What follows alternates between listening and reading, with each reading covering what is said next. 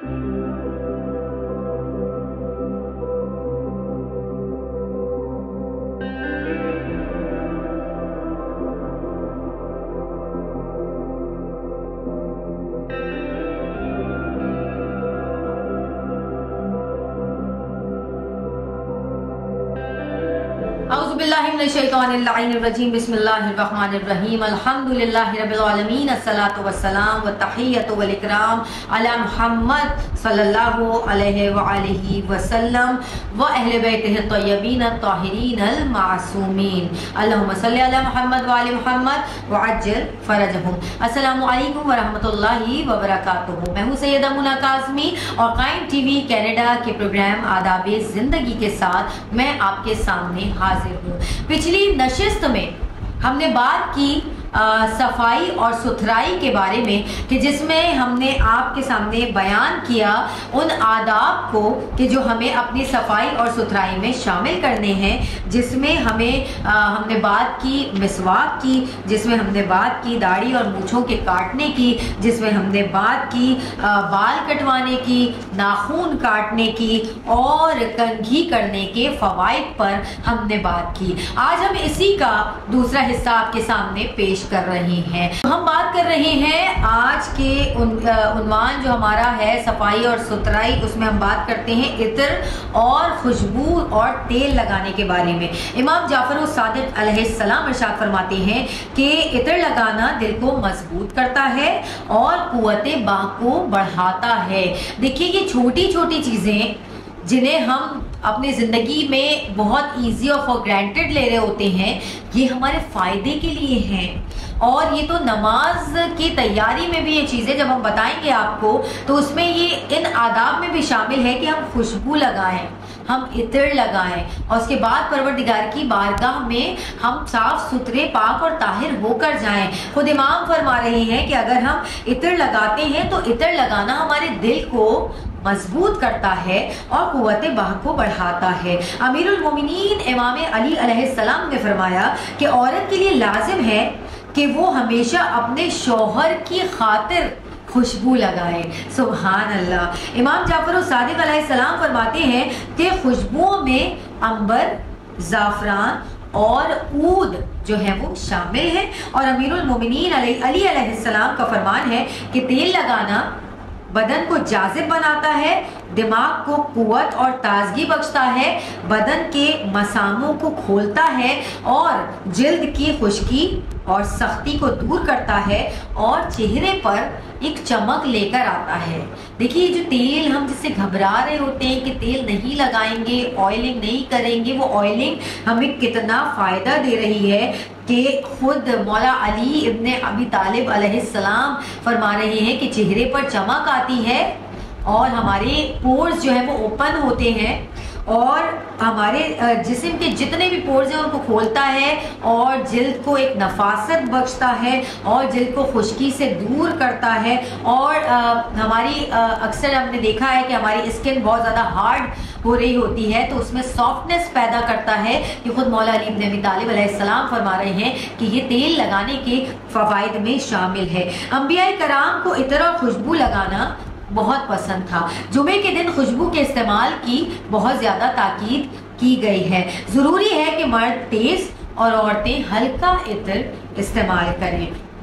मुसलमान औरत को चाहिए कि अपने शौहर की खातिर हर रोज़ इत्र लगाए, लेकिन इत्र लगाकर घर से बाहर न जाए, क्योंकि यहाँ पे भी एक पर्दे के और दूसरे अहकामात जो हैं फिर आपके ऊपर वाजिब हो जाते हैं। जब आपके लिए खुशबू लाई जाए तो इसे कबूल कर लें और इसे लेने से हरगिज़ भी इनकार न करें। अब बदन पर तेल लगाने के जो अहकाम हैं उनके बारे में बयान करना चाहूँगी कि महीने में एक दफ़ा बदन पर तेल की मालिश करना मर्दों के लिए मुफीद है और औरतें भी हर रोज़ तेल मलें तो कोई कबाहत इसमें नहीं है।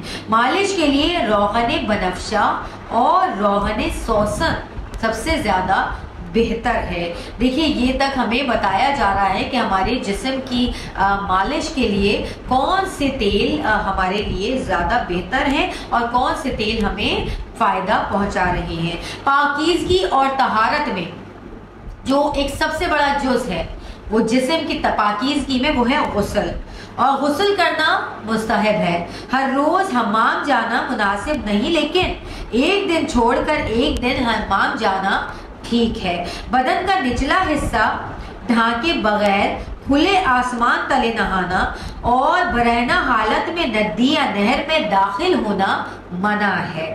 शिकम सहरी की हालत में हमाम न जाएं, बल्कि कोशिश करें खाना खाने से पहले, पेट भरने से पहले आप हमाम जाएं। भूखे पेट हमाम न जाएं, बल्कि इससे पहले कुछ खा पी लें। हमाम में ठंडा पानी न पिए और तरबूज भी ना खाएं।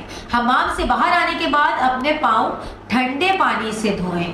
हमाम में पीठ या पहलू के बल ना लेटें। नेज, वहां कंघा और मिसवाक भी इस्तेमाल ना करें। गुस्ल खाने में दाखिल होने से पहले आपको जो दुआ पढ़नी है वो ये है, बिस्मिल्लाहिर्रहमानिर्रहीम, अल्लाहुम्मा अज़हिब अन्निर्रिज्सा वन्नजसा वतहिरु जसदी व क़ल्बी। ऐ अल्लाह, मुझसे मैल कुचैल और गंदगी को दूर फरमा और मेरे बदन और दिल को पाक और साफ कर दे।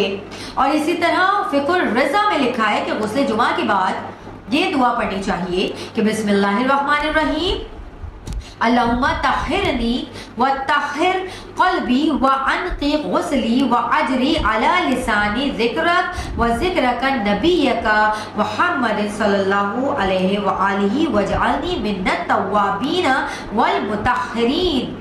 कि खुदाया मुझे और मेरे दिल को पाक कर दे, मेरे गुस्ल को बरकत बना दे, मेरी ज़बान को अपनी और मोहम्मद सल्लल्लाहु अलैहि वसल्लम की तारीफ में मशगूल कर दे, और मुझे इनके पाक दिलों में शामिल फरमा जिनकी तौबा कबूल हो चुकी हो। और इंसान को सर और कपड़े धोने की ताकीद की गई है। बदन की उस बदबू को दूर करना चाहिए जो लोगों को अजियत देती है। खुदा उन लोगों को नापसंद करता है जो गंदे रहते हैं और जिनके बदन की बदबू से लोगों को तकलीफ पहुंचती है। बगल के और नाक के नीचे के गैर जरूरी बालों को साफ ना करना नापसंदीदा है। मुसाहिब है कि गुस्ले जनाबत करते वक्त ये दुआ पढ़ी जाए कि बिस्मिल्लाहिर्रहमानिर्रहीम, अल्लाहुम्मा तहिर क़ल्बी व ज़क्की अमली व तक़ब्बलु सई व वजअला मा इंदका खैरुल ली, अल्लाहुम्मा जअलनी मिन्नत तव्वाबीन वजअलनी मिनल मुतahहिरीन। खुदाया मेरे दिल पाक कर दे, मेरा अमल खालिस बना दे, मेरी कोशिश कबूल फरमा और मुझे वही इनायत कर जो मेरे लिए अच्छा हो। खुदाया मुझे इन पाक दिल लोगों में शामिल फरमा जिनकी तौबा कबूल हो चुकी हो। और गुस्ले जुमा के बाद इस दिन सुबह से दोपहर तक तर्क ना किया जाए और दोपहर के जिस कदर करीब किया जाए गुस्ले जुमा वो बहुत ज़्यादा बेहतर है। गुस्ले जुमा दोपहर के बाद शाम तक कज़ा गुस्ल की नियत के बगैर किया जा सकता है, लेकिन ये गुस्ल हफ्ते के दिन सुबह से शाम तक कज़ा गुस्ल की नियत करके भी किया जा सकता है। रिवायत के मुताबिक मुंदरजा झेल गुस्ल मुस्तहब है, जिसमें रमज़ानुल मुबारक की ताक रातों में बिलखुसूस पहली, 15वीं, 17वीं, 19वीं, 21वीं और 23वीं रात को, ईद उल फितर की रात को और ईद कुर्बान के दिन, 8 ज़िलहज के दिन, अरफे के दिन तकरीबन ज़ोहर के वक्त, 15 रजब की रात को, रसूल अकरम के बैसत के दिन यानी 27 रजब को, 15 शाबान की रात को, ईद गदीर के दिन यानी 18 ज़िलहज, ईद मुबाहिला के दिन यानी 24 ज़िलहज, ईद नौरूज़ के दिन यानी कि 21 मार्च। इसी तरह मुंदरजा झेल मौक़े पर भी गुस्ल करना मुस्तहब है और वो मौक़े ये हैं, हज व उम्रे के लिए एहराम बांधते वक्त, रसूल अकरम और आइमाए ताहिरीन अलैहिमुस्सलाम की ज़ियारत के मौके पर, इस्तिखारा करते वक्त, तौबा करते वक्त, सूरज ग्रहण की कज़ा नमाज पढ़ने के वक्त,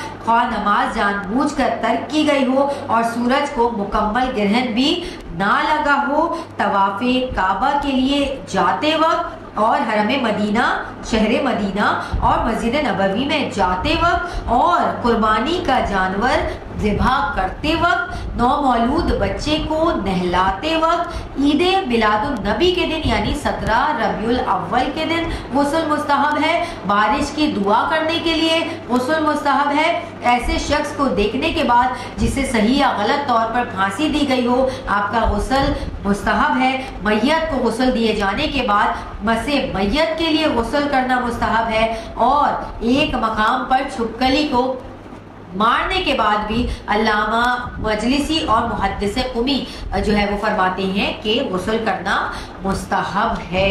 और ये हमारे जो अमाल थे, ये हमारे अमाल आपके सामने हमने पेश किए। ये वो आदाब ज़िंदगी जो हमारे रोज़मर्रा के हालात हैं और रोज़मर्रा में जो हम ज़िंदगी गुजार रहे हैं, ये उनको गुजारने के आदाब हैं। इसीलिए पाकीज़गी और तहारत का तज़किरा किया गया, क्योंकि हम उनके मानने वाले हैं कि जिनके लिए कुरान में इरशाद हुआ, इन्नमा युरीदुल्लाहु लियुज़हिबा अन्कुमुर रिज्सा अहलल बैति व युतahhirakum तत्हीरा।